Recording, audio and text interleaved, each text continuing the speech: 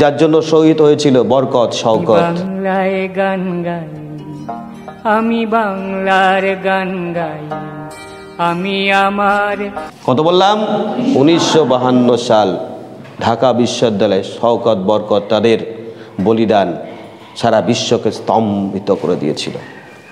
ঢাকা বুড়িগঙ্গার জল লাল হয়ে গিয়েছিল। সেই ভাষা আন্দোলন 21শে ফেব্রুয়ারি,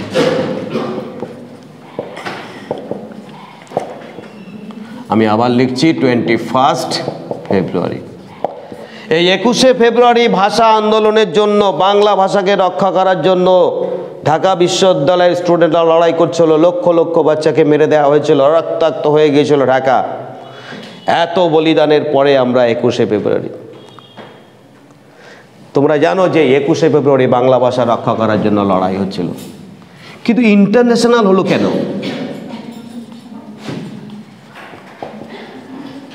ইন্টারন্যাশনাল হলো কেন? কিন্তু বাংলা ভাষার মাতৃভাষা দিবস হতে পারত, কিন্তু ইন্টারন্যাশনাল হলো কেন? বলো ভাষার জন্য এত বড় লড়াই পৃথিবীর ইতিহাসে বোধহয় আর কোথাও হয়নি।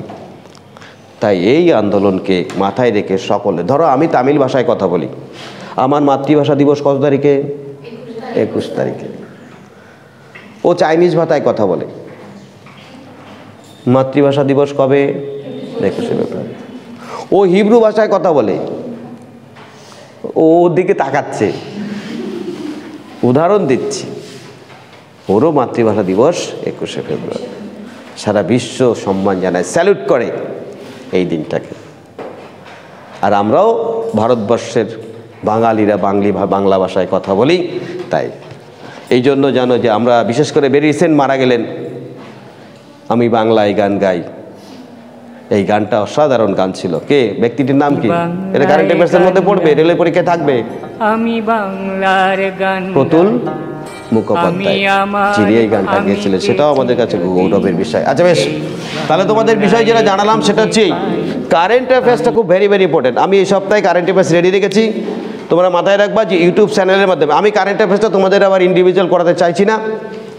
আমার চ্যানেলে কারেন্ট অ্যাফেয়ার্সটা দিয়ে দেবো, তোমরা ওইখান থেকে কারেন্ট অ্যাফেয়ার্সটা নিয়ে, কারণ কারেন্ট অ্যাফেয়ার্স তো লক্ষ লক্ষ, ফলে কি স্টুডেন্ট বিভ্রান্ত হয়ে যায়, কোনটা পড়বো কোনটা পড়বো না। আমি ভেরি ভেরি ইম্পর্টেন্টগুলো যেগুলো পরীক্ষায় আসবে সেগুলো তোমাদের ওখানে দিয়ে দেবো, ওখান থেকে তোমরা লিখে রাখবে, দেখে নেবে। ঠিক আছে, ভালো থাকো।